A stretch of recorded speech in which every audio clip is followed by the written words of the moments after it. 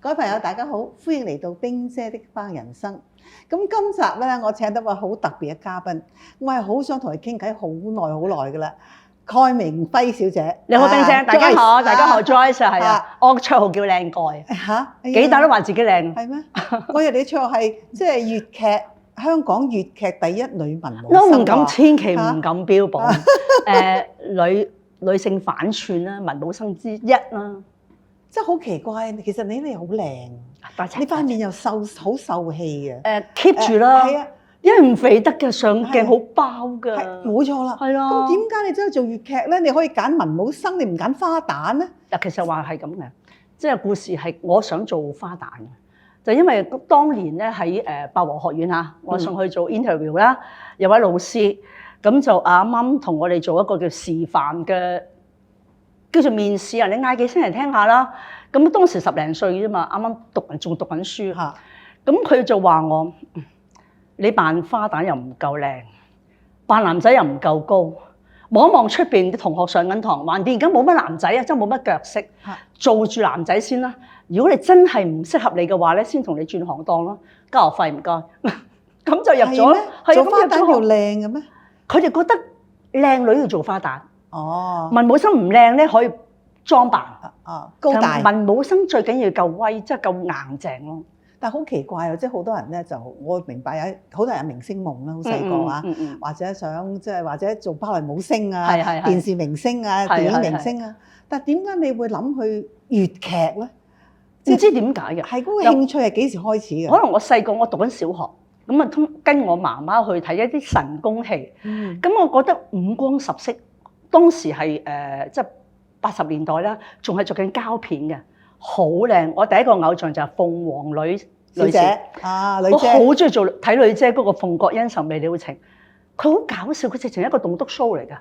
佢可以隨時咧晚晚都可以唔同 get 㗎，即係我覺得好服呢個演員可以咁有活力咯。粵劇可以爆肚嘅咩？波叔同阿譚蘭卿啊六姑嗱，嗰啲我明啦，嗰啲係丑生啊嘛。係啊。但麥炳榮同鳳凰女唔係噶嘛？但嗰剎那嗰幾場戲咧，就阿榮哥咧做一個好斯文嘅文武生，佢啱啱就係生旦邊就係阿女姐、波叔同埋譚蘭卿嘅六姑，就啱啱有一場咧就係對峙嘅，大家講好多鬥氣嘅嘢，係好多難 get 嘅，即係好好笑。咁我當時睇到好開心，我原來可以舞台同埋觀眾咧。可以咁互動嘅。喂，咁我講少少喎。其實咧，因為我係咧呢啲粵語片嘅影迷嚟嘅，我都係㗎。我好中意睇譚蘭卿啊，鬥嘴啊。鳳凰女都係好殘雞嘅。係。即係哇！而家啲人咧冇睇過粵語片啊，我諗。係好損失。哎呀，真係好大損失！有機會大家去睇下。係啊。係即係鄧碧雲啦，譚蘭卿啦，鳳凰女咧係底實好絕韻啊。仲有個半日安前輩，佢哋嗰啲。臨場即興嘅嘢咧，真係冇得頂。你嗰時咁細個，你明㗎啦？唔明㗎，覺得好笑啦，因為佢哋搞笑啊嘛。咁我哋睇嗰啲叫做身體語言啦，咁覺得已經好有趣。咁令到我好想學粵劇，我好想入呢行。但嗰時細個，阿媽一定唔俾㗎啦。咁直至到去到中學嘅階段啦，咁我就睇到一份報紙，八和會館粵劇學院招生，咁我就。膽粗粗咧，就同埋另一啲同學咧，就走上去喺旺角嚟啫嘛，個學院就上去報咗名，咁啊先斬後奏啦，咁啊翻去同媽媽講我去學戲啊，咁當然係唔準啦。佢話點可以㗎？因為佢哋完全唔明白戲班裏邊所有嘅運作，佢哋好驚咯，好驚你學壞啊等等樣嘢咯。咁終於可以說服到阿媽啦，咁同我交埋學費添，好好啊。咁辛唔辛苦咧？學習時候係我哋唔用辛苦啊，用嗰種係點樣講咧？係10幾歲先去壓腿、晾腿、腰腿功，係好痛苦，因為好多嘢都生定晒啲筋骨啦。咁我特別硬啲嘅啦，咁要花好多功夫去鍛鍊自己咯。咁但係好開心嘅，即係我方向係好開心嘅，我終於可以上到車啦。因為老實講，我見到七小福嗰啲人咧嚇，嗰啲辛苦啦，即係俾師傅鬧到咧就不得了啦。但係我聽講，即係逢親嗰啲粵劇老官咧，好多都好嚴肅嘅喎，係好嚴厲嘅喎，即係收個徒弟咧，個徒弟唔知係徒弟咁簡單啊，直情係即係近身要幫屋企即係屋企人咁滯，係啦，要即係差唔多咧，就即係洗埋奶樽啊！嗰啲叫師徒制啦，係啦，即係好耐都而家唔會再存在。我相信你就唔會啦，因為我哋學院派好啲啦，係嘛？學生同埋要交學費一個 course 嚟嘅，即係上堂嘅。嗰個完全我哋幸福好多噶啦。咁老師對我哋都係嚴厲，不過係好客氣嘅，係即係唔會太過即係點樣好熱好惡嗰種咯，唔會咯。如果太惡嘅話，學生會驚嘅，會離開嘅。係啊。咁其實你哋有冇話，譬如學完之後好似訓練班咁咧，包演出㗎？有㗎，學院會安排我哋有啲少量嘅演出，做折子戲啊，咁啊對，或者被派落去啲劇團度，我叫跑龍套啊，有陣時做下兵仔啊、梅香啊，去實習點樣化妝，點樣去面對個舞台同埋壯膽。哦，我哋好開心啊，好開心啊，就淨係覺得係一個 party 嚟嘅。係，咁你係幾時開始覺得自己真係可以成為一個文武生咧？其實未知嘅，係我記得當時喺學院有幾年嘅即係訓練啦。咁直至到咧，我1987年參加一個粵劇新秀匯演，係以前有個區域市政局嘅，咁咧就每個劇團都可以被派到2天嘅演出啦。咁啊，同自己一啲同學就自己組成一個班底啦。咁就演出咗2天，咁就成績都叫做合格。咁又有好多鼓勵。咁加上就開始認識咗好多前輩啦，咁俾機會我哋去喺啲劇團裏邊做一啲小角色咁樣咯。但我聽講咧，即係你人生都好幸運喎。幸運，你好早就遇到你嘅伯樂。係啊，阿伯樂就係我嘅即係我哋叫契爺契媽啦。啱啱佢就唔覺意咧，就新秀嗰個段時間嚟睇咗我演出，嚇覺得呢個新人幾有潛質，可唔可以幫到我咧？當時好驚嘅，我哋做僆仔嘅時候好驚咁，突然間嚇你支持我，唔知有啲乜嘢可以回報咧咁跟住就一路就又認識咗星哥我師傅啦，林家星先生啊，我師傅啦，跟住又嘗試俾我參與佢嘅演出啦，咁一路直至到1990年就正式成立自己嘅劇團，正式係真係做職業啦，即係明之星啦，明之星劇團啦。但成立呢個劇團嘅時候咧，就因為你有個咁樣嘅伯樂啦，佢就全權即係支持你啦，全力支持嘅啦，係。咁但係當時個壓力係咪好大咧？好大，瞓唔到覺。因為其實咧一個新人嚟講，我覺得都好似發夢咁樣咯。到底係咪真嘅咧？咁佢就安慰我，即係就爸爸媽媽啦。你俾心機啲做戲，我希望咧喺呢10年裏邊可以栽培到你成才。如果10年之後你都唔成才嘅話，轉行或者我供你讀書都得。哇！啲咁好嘅人都有嘅，咁我當然係好，我會努力地做啲成績俾你睇。咁一路其實做到而家35年啦，個劇團係冇停過嘅。咁我覺得好感恩，就係幫助過我嘅朋友，支持過我嘅長輩，所以我好感激，因為所以我好樂意去再栽培一啲新人，因為我自己都經歷過一啲開心與唔開心都經歷過啦。係啊，咁你又點樣同阿林家星師傅結緣咧？就係1987年嘅新秀匯演，咁有2場演出㗎，一場就做《牡丹亭驚夢》，就係唐滌生先生嘅戲寶；另外一場就《龍鳳爭霸歲》，就係我師傅嘅戲。當然係親自打電話請老師嚟睇戲啦。係。咁睇完我演出之後咧，咁我仲好大膽地，我可唔可以帶埋餅錄影帶上嚟你屋企探你？你指點下我哋啊？咁佢好啊，帶上嚟啊，同你傾下偈啊！幸運嘅機會同埋呢位老師咧就好有學識修養，係佢令到我唔驚佢。通常阿星哥好嚴肅噶嘛，大老官。咁呢樣嘢我想講，因為咧我都認識好多即係粵劇界嘅朋友，我同佢又唔係好熟啦。係啊，但係你啊算例外喎，你咧特別咧就活潑啊，你時代感好重啊，係啊。第二啲咧點我唔識講，佢矜持啲。拘謹啊，嚴肅好多嘅，即係好似一本正經嘅。所以咧，另外有時好怕嘅前輩俾我感覺有啲太嚴肅，俾我有啲壓力。係，所以我提自己唔好俾人有壓力。哦，即係我覺得係粵劇係一個好嚴肅嘅工作同埋一個界別，但係人與人之間唔需要太嚴肅嘅，所以傾偈都係好 casual 嘅啫，傾偈啊嘛。咁係咪真係喺佢身上你學到好多？好多，佢教我即係言傳身教啦，每一個環節佢講得好清楚。我點解做呢個動作，我點解要做呢個唱腔同埋台步走位，佢一定全部都有佢嘅意思嘅。佢解釋晒所有個，譬如一套戲嘅故事，譬如《論雙魚》、完璧歸趙嘅故事，我好中意呢套戲。佢每一個環節排到咧，我點解要講呢番説話去感動，或者係去同阿秦夢去對峙？咁你先可以首先感動自己，才能感動別人。咁首先你獨白方面要學啦，唱情嘅高低抑揚要學啦。即佢同我講，我唔要你做一個背劇本嘅演員。要有生命力嘅，係咪？即係邊個唔識唱歌啫？同一隻歌，大家都識唱，你點可以令到大家令你唱呢段曲感動到對方係流淚嘅而感慨嘅？咁你就成功啦。啊，我都想問下你，你30幾年，即係成日長期都係做緊同一個劇目。同類型啦，好多時不斷重複做。或者係啦，係嘛？譬如《牡丹亭驚夢》啦，我未講即係哇，幾百次，有冇成千場啦？相信都有。咁係咯，30幾年。係咪到而家會唔會畫咗牙咩？會唔會？千祈唔好畫牙。嚇，老師教落。所以我每次演出之前嗰陣重新睇一睇劇本。譬如我睇下唐滌生先生所寫嘅劇本，佢有啲括號嘅地方係教你點做戲嘅。咁你就要盡量去了解。嗱，當然我哋冇機會認識阿唐滌生先生啦，係咪？咁我就係從佢嘅文字方面感受佢當時寫劇本嘅個動機。到底想個演員做啲咩反應？其實都係要個經歷啦。咁我希望做到舊瓶新酒，即係話同是帝女花，同是紫釵記，同一個故事，同一個唱情唱腔，你可以每次唱到唔同感覺嘅。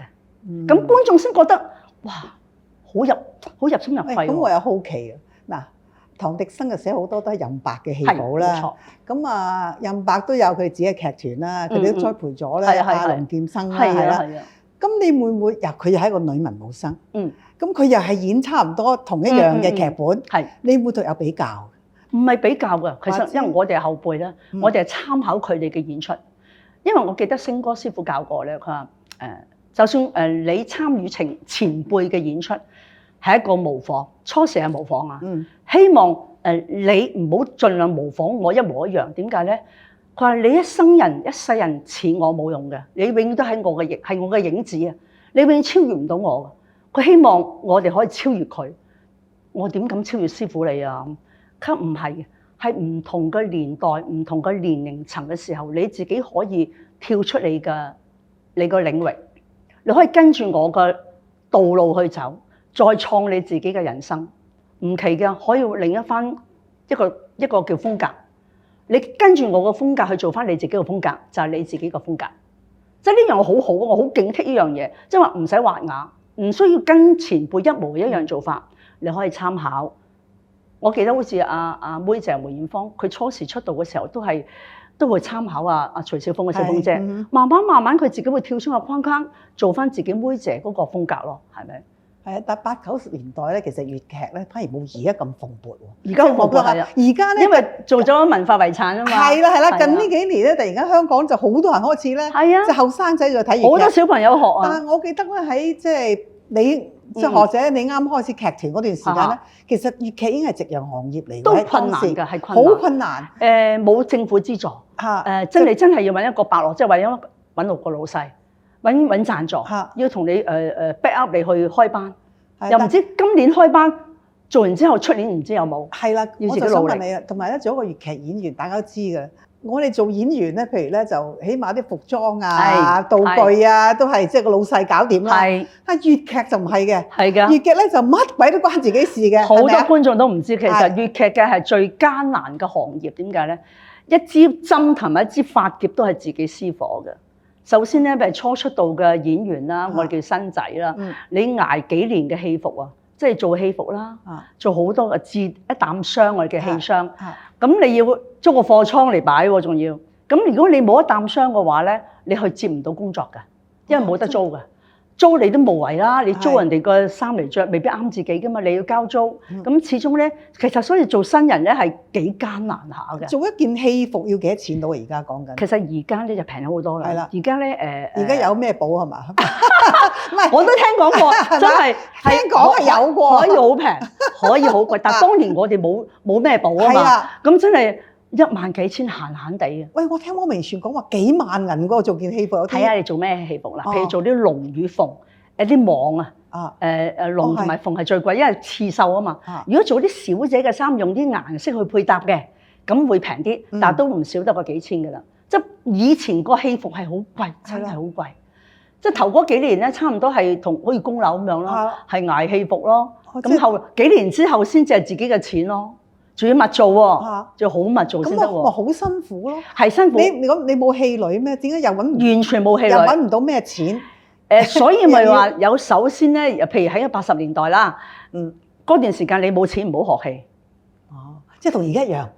而家都係㗎，而家做歌星咧，要富二代啊！但係如果你得到有啲歌唱表演啊，得到成功嘅話咧，會多啲贊助嘅。咁啊係，即係我哋眼見唔同界別啊，都好多好艱難嘅日子嘅。係。你有機會嘅時候，咩好聲音嗰啲咧，咁你咪好機會出頭咯。通街通地都係一個好有水準嘅歌星，但係佢未遇到伯樂。所以其實我覺得唔好氣餒，一日有。即係你仲喺在行當裏邊咧，你一定有機會嘅。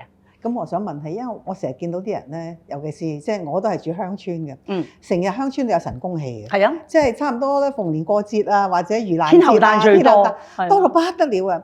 咁我聽聞咧，你開一年咧，哇，做好多場，100幾200場，我哋係超過過百幾場嘅，係啦，即係最高峰嘅叫做。但係神功戲我覺得係辛苦到不得了嘅一個職業嚟㗎。係吃力就係熱的。嗱，因為通常都係夏天做，時間好長啊嘛，係咪啊？都係5點零鐘化妝啦，咁啊11點零鐘散場，你6個鐘頭到啦。其實唔算辛苦，我覺得一啲都唔辛苦。係咩？有時半夜都要做嘅喎，嗰啲唔會半夜，係夜晚夜場啫。夜場都係至多都係12點零鐘，全部要殺科㗎啦。一加上而家咧，因為好多神功戲咧，唔可能喺市區做咧，因為好多啲住宅啊會投訴嘅，咁就通常係元朗啊、上水啊嗰啲鄉村地方咧，就可以俾你做夜少少咯。其實當你中意一個工作嘅時候咧，你唔會覺得厭倦或者覺得辛苦嘅。即係我將我自己嘅興趣變成工作，工作變成興趣，又可以揾到錢，又可以滿足自己嗰個理想。呢個我係甘心無悔嘅，真係到而家我都覺得好開心。好多人講我聽咧，就尤其啲粵劇界啲人我聽，你其實即係搞咗明之星咁多年啦嚇，你哋係其中一個好受歡迎嘅劇團。多謝支持，多謝支持。同埋咧，你哋又成立咗好多嘢咧，係破例嘅喎。好似你哋有咧就搞睇粵劇咧，就揾巴士咧就接載啲長者啊，係咪啊？其實係好嘅，點解？有個契機就係我曾經睇到一啲話劇團啊。咁佢做一啲原來可以有啲免費巴士接送啲觀眾去唔同嘅地方，因為譬如去新界遠嘅地方，元朗啊、上水，咁突然間我諗下就我哋嘅個班主就係話，我哋都試下免費接載啲長者，因為我哋新港戲院演出多啊嘛。係，如果能夠免費送佢翻去屋企嘅話，咁佢咪可以長期或者好多觀眾投訴就話，我永遠都睇唔到尾場。睇唔到香腰，聽唔到主題曲，因為要搭車翻屋企，因為太夜啦，趕地鐵啊。咁不如我哋諗一個方法就話不如有免費服務嘅，你安心睇完成套戲先至翻屋企。咁呢個對於我哋嚟講，隨便有啫，冇蝕底嘅，留翻啲觀眾，我俾佢哋安心啊！你劇團使多幾萬蚊，即係每一晚啦，即係租車嘅開支啫。但我哋收翻嚟嘅利益就係口碑。同埋觀眾對我哋嘅支持，我哋係開心嘅。仲有人講賺少啲啊，係啦，但係都係一個好大條數。好都係冇相干嘅做生意。我哋團長話最緊要觀眾中意、開心，大家可以維持到咁就得㗎啦。仲有聽講咧，就話你哋咧即係出糧咧好準時嘅，仲會成日通常我哋開添啊，開鑼第二日一定出糧㗎啦，係嘛？佢希望點解要拖人哋啫？譬如我做10日也好，20日也好。盡早出糧俾俾嗰啲員工咧，咁佢哋會安心，唔使驚拖糧。但係你哋個劇團，譬如有一班人咧，你哋唔係話有個資薪制嘅，都係埋班先。都係班底嘅，有班底嘅。譬如我哋長期班就係話，譬如今年我諗 plan 定出年嗰個台期，咁我預早會印一張 list 俾啲員工啦。咁員工嘅話，你除咗我嘅演出之外，你有時間嘅，你隨時可以接出邊其他嘅劇團。即係我哋唔阻人哋要揾食噶嘛，因為我哋唔可以包人全年嘅，點唔知啊？我哋係叫做咩？長期散工。咁大家都要生活噶嘛。不過以我為主，即係譬如我唔接嘅嘢，有剩時間你咪做其他咯，係咪？係咁，但係而家大家知道咧，新光戲院唔見咗啦。係你就唔見咗係真係唔見咗，真係唔見咗，真係冇咗，唔係係啊，佢變咗做其他嘢，係其他嘢咯。咁租出邊嘅會堂咯。係嘛？貴租啲咯，會唔會好失落啊？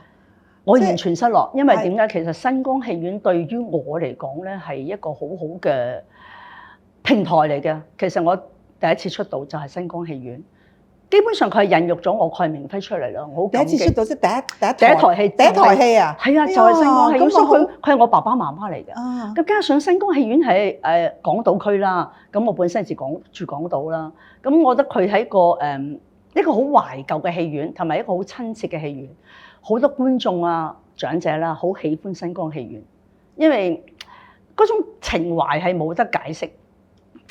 好可惜咯，我係好傷心啊！冇咗新光戲院，好傷心。咁你而家你哋點樣揾場地咧？係咪都係租出邊嘅會堂？都係租政府轄下嘅會堂咯，譬如沙田啊、高山劇場啊、西九戲劇中心啊，都會去租咯。但係要排隊咯，因為粥少僧多，永遠都係唔夠嘅。即係太多人演出啦，變咗係你要輪住去揀你自己喜歡嘅日子咯。即係你人生幾多變化咧？做下一個戲院就冇咗。我又知道你有個拍檔咧，就同你咧即係阿吳美英。阿美英姐係啦，係啊，都你退休啦，退休啦。咁佢就即係佢係前輩啦，都係前輩，好前輩啦。係咪你長期都同佢合作過？其實基本上我哋係一個 partner 咧，都唔會成日變嘅。咁佢同我幫咗我哋喺劇團30年有多啦。30年，足足30年。咁而家你又要同一個新人合作，咁個感覺又點咧嚇？嗱，新人好得意嘅，新人佢有個新希望，佢好有朝氣。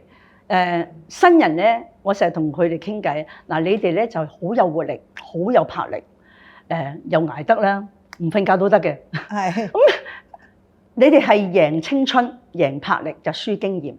咁希望咧，我哋兩個合作嘅火花，希望我可以幫到你。你可以俾到啲新希望我咯。其實同新人合作咧，我會學到佢哋嘅嘢嘅。其實係互相有啟發嘅，有啟發。唔會激氣咩？會唔會啊？唔會激氣，因為佢哋好虛心學習嘅，即係佢哋好有禮貌嘅。係咁，因為你始終要俾一個適應期佢哋噶嘛。因為我唔想令到一個新人驚我哋新人前輩啦嚇。你千祈唔好怕我。如果怕我嘅話咧，你學唔到嘢嘅。舞台上面做戲就係男女嘅主角對手戲，情侶就係情侶，仇人就係仇人。你唔好當我係蓋明輝，千祈唔好。即係上咗舞台就係劇中人。我覺得係永遠都係嘅。如果你記咗或者有啲點樣15、16咧，你失敗嘅，你變咗會唔集中啊。係，即係投入唔到啦，係咪？投入唔到，記住你千祈唔好當我係蓋明輝，我唔係你前輩。當咗你周世顯，冇錯，周世顯，你點樣愛我，點樣愛你，一定要投入，你投入先做到好嘢。嗱，你唔投入嘅話咧，觀眾感受到嘅，離行離辣嘅，或者都唔開心嘅，或者唔傷心嘅，咁點好睇嘅啫？係我成日話要感動自己先，至感動別人啊嘛，係咪？哇！你成日做戲咧，都係做啲好有愛情啊，好有愛啊，大部分咧，係咪啊？大部分啦嚇。咁但係你自己咧，你即係現實生活裏邊咧，好似好少聽到你關於你啲即係愛情生活啊，一片坎坷，一片坎坷。嗱，點坎坷咧？我哋時間差唔多，我哋下一集講好嘛？好啊。OK，轉頭見你啊！轉頭見，拜拜。